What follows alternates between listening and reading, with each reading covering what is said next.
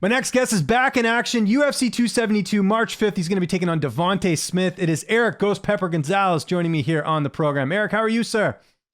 I'm doing great, man. I'm doing real good. Just hanging out right now. I just got back from training not too long ago.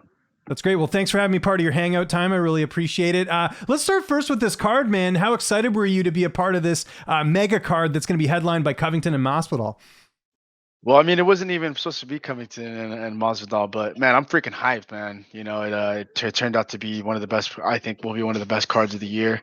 So to be able to be in the preliminaries for that, and it's going to be a lot of eyes on it. So it's going to be a big opportunity for us up and coming fighters to make a name for ourselves. And how nice is it getting a full camp this time? That last fight, I know, really short notice on that one, right? Yeah, no, it's awesome, man. It's been a really hell of a camp, man, and we've been on it since December already, and so we've already been in training, man. So right now it's just shedding off the last of the weight and just training as much as I can, get as much mat time as I can, and staying ready with the game plan. Is there anything you can take away from that fight with Jim Miller? Again, the circumstances were a bit weird of you even getting that fight and all that, right? With it being on short notice. What did you take away the most from that fight? I kind of, what I took away the most, man. I went through the worst, and that could possibly happen, the worst outcome that could possibly happen for a debuter in UFC. I can't get any worse than that, man. So to me, it's just looking forward from here, keeping my head up, and fixing the holes that I had in my game plan. And really putting it full throttle on this, man, because I got no time to waste, man. I'm 30 years old now, and it's going to be for the next 3-4 years, going to be really crucial in my career. So I'm going to be on it and it's going to be a really good performance coming up for this next fight. Was this the right amount of time off in between fights? Yeah.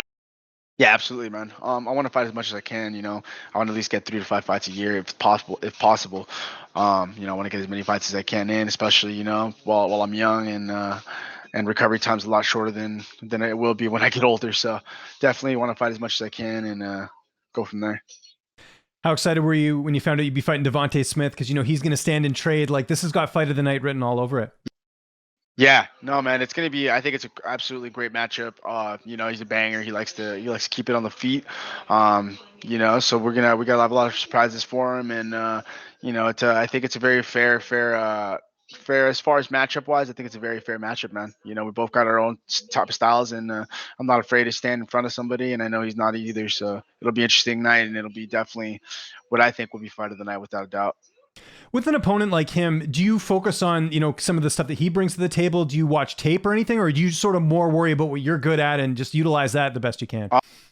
No, we watch a hell of a lot of tape, man. There's nothing. It's like a regulate. Because I mean, watching Devonte Smith's fights, he's throughout his past few fights. I've noticed that he kind of still stays the same type of style of fighter. He hasn't really progressed as far as changing up his style. So to me, it's more of an advantage because now I know where he favorites is, what he favoritizes, and what he wants to do, how he wants to take the fight. And judging off his last fight that I watched. I know how to break him down, and I know the pressure that I bring onto the table is going to keeping him on that back foot and keeping him backstepping because he can't fight off his back foot. It's going to be crucial in this. So it's going to be a lot of pressure on mine, and I'll be ready to stand toe to toe with him if needed. But I'm not really looking to get crazy in there, and I want to definitely stay to the game plan and be as technical as possible. And you got lots of time before this fight takes place. Anything different for this camp, or just keeping it business as usual? I mean, it's what got you to the UFC, right? Training with the same guys and stuff. So I imagine, if it ain't broken, don't try and fix it, right? No, absolutely. I'm 100% on that wave, man. The only thing we're adding is just more stuff as far as striking wise, adding more drills and little technique things that have been working for me, and that's been helping me in my hands and keeping my hands up and all that type of stuff. So it's a lot of little stuff that we adjusted on, but didn't really change up crazy much of my actual of what I am good at, because we'd like to focus on that as well, because that's what did get me to the UFC. It wasn't just going in there and trying to bang it out as hard as I can with guys. It's just from how I fight and touching up little things that are going to make me more tight and a lot better. Training partners, who are some of the main guys that are helping you get ready for this fight as far as bodies in the gym? I know you train with a lot of guys, but still, I'm sure there's some you train with a little bit more than others. Oh yeah, man. My teammate Chris Taco, he's also a professional fighter. I Also interviewed Chris. Will. Sorry to interrupt you. I interviewed Chris maybe 4 or 5 years ago when he was fighting for RFA. Like that's how like that. As soon as you said Chris Taco, I know exactly who you're talking about. So yeah, sorry, I didn't mean to Yeah. interrupt. It's just I haven't No, you're good. heard about him for a while. So Yeah, no, he's doing great, man. He's actually a lot sharper than he used to be. So I'm really excited for him. But he's one of my main training partners. I have Will also, he's a more of a lighter guy, but he's really good work as far as wrestling. One of the younger cats that's up and coming, Chase. He's a little bigger than me, but he's got amazing jiu-jitsu and really puts work on me. And then I also go to different gyms too, man. I went to Fight Academy to get some sparring over there, get different looks, get learn from different guys. Um, so it's just a lot of little things that I'm adding, just additional little, so I can get more work and really work on, uh, my game plan as far as that, getting like some guys to come into my gym and, you know, kind of simulating, that Devontae's type of style fighting, and then we work from that. So we're really going to be ready for this guy. love it, man. And then in terms of again, getting ready for this fight and everything else, do you like getting those looks from those? Because I'm sure you work with amateurs as well. Do you like getting those looks because those guys are going to push you a little bit harder because they're trying to prove themselves? Do you find that in the gym that it's nice to have those guys that are on the come up? Yeah, man. I mean, absolutely. You got this. Like I said, man, this kid chases. He doesn't miss a day of training, man, and he's excelled so far. As far as amateur wise, you'd almost think he's a pro, but it is kind of good to have the guys like that who are going to push me a little bit more because they're trying to, when a coach says, "All right, finish Eric," or submit him, and then they try their hardest to really submit me, and that keeps me, working even harder. But I'm a working machine, man. I work hard regardless. But it is nice to have some guys that are younger that are really, trying to chase the same dream. The weight cut, when does that process start for you? Is it because I know some guys they'll eat clean at a certain date and sort of move on, or to you is it closer to fight time? Like take me through sort of your weight cut process leading into a fight like this, especially with a full camp. Yeah, I mean, for this month alone, I'm only going to be sticking to, a lot of salads, chicken, veggies, keeping more of a clean diet. I'm not going to be eating any red meat, a lot of water loading. So 2 weeks prior before the fight, or like 3 weeks prior, technically, I'll do like a gallon and a half and then a gallon every day of water, consistently. Uh, and as far as like keeping it clean, I have my morning meal, which is usually my protein shake right after my workout, because I actually don't even eat breakfast as soon as I get up. I just have a cup of coffee and then I go train, get back from Mhm. training, get my protein shake in, and then I'll have like a light meal, or I'll have like either or something like chicken and rice together. Um, and then I don't eat anything past 7 o'clock. So that, it's a very like clean diet. Nothing crazy. I don't have any secrets or anything like that. I eat a lot of fish. I love my seafood, especially for weight cuts, because it kind of like gives me like still that same appetite, but it's not gonna sit as heavy. Yeah, no, that makes sense, man. Who's going to be in your corner for this fight? I got Ian Harris, my head coach, Marcos Bonilla, who's also part of a management team. He's like a brother. And then also Chris Taco as well is going to be on my corner. How do you envision this fight playing out? Again, we talked about it there. Probably a fight of the night, but how do you think it's going down?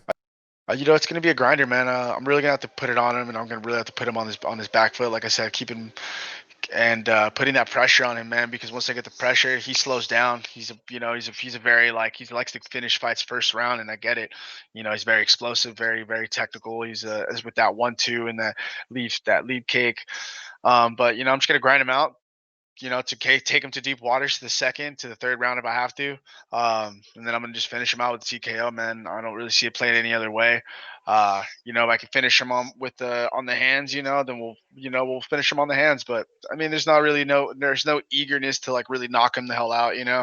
I really just want to put a performance on, and then mostly, drop some elbows on his head, make it real violent for the fans. So We talked all about fighting here in this interview. I see you got the headset, you got the gaming chair. I know you game. I'm assuming you game. What are you playing these days, or what are you into? I play a lot of Escape from Tarkov. It's a Russian-based game, military style. And that's pretty much it. That's all I've been really playing, man. That's usually the game I'm usually on when I get home, when I'm not training or anything. That's cool. And you in anything else? You watch any other sports or anything? I see you got the Raiders there. Are you a football fan at all? Yeah, man. I actually watch football. I'm a Raider fan first, but then I'm an LA fan second. So I gotta go for the Rams. So I'll be watching the Super Bowl. I don't watch too much basketball, to be honest, but I like watching NFL a lot more, and soccer. That's cool. Have you always been a Raiders fan? I guess just since you were a kid, I imagine, just growing Yeah, up there. yeah. The family was all was Raider fans, so I naturally went and veered off to that side.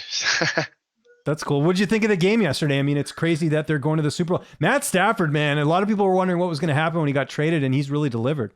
I think he plays a lot better under pressure than most Q than not most QBs, but like than QBs naturally tend to do sometimes. That pressure can really get to some guys, and I think few guys can handle. I think Stafford is one of those guys where he excels under pressure as opposed to the opposite.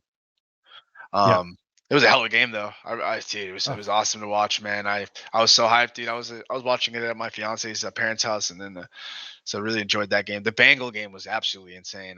They came back, and I'm a Raider fan, so to me, I was like, man, I hope the Bengals just make it to the playoffs, so at least we lost to one of the top teams, not like not like another team that yeah. just got knocked off the bracket. Yeah, it's cool though. I mean, especially for the Bengals, they've had so much failure over the years in terms of making the playoffs, right? And now here they are in the Super Bowl. It's cool, like because it's not the typical teams, right? You don't normally. I mean, I know the Rams were in it a few years ago, but still, it's cool to see this kind of matchup. I think. No, I agree, man. It's good to see a team in there that that we don't normally see, and then it's pretty cool that we got Brady out of that Super Bowl game Yeah, too. yeah. I think all of us are getting a little tired of Brady. Yeah, we'll see what his next step is, retirement or not. But it's all good. But Eric, thanks so much for doing this, man. UFC 272. It's March 5th. Anyone you want to thank? Any sponsors? Any social media you want to plug? I'll give you the last word. Yeah, man. So if everybody that wants to reach me, I'm at ghostpepper _ UFC for all social media platforms. Shoot me a DM. I always respond. Shout out to my management team, Upgrade. Shout out to UFC for making me part of an awesome card, UFC 272 March 5th. And shout out to my team over at Fight Science, my coach Ian Harris, and everybody that's around me, man. That's been helping me. It's been awesome, and thank you for having me on the show, man.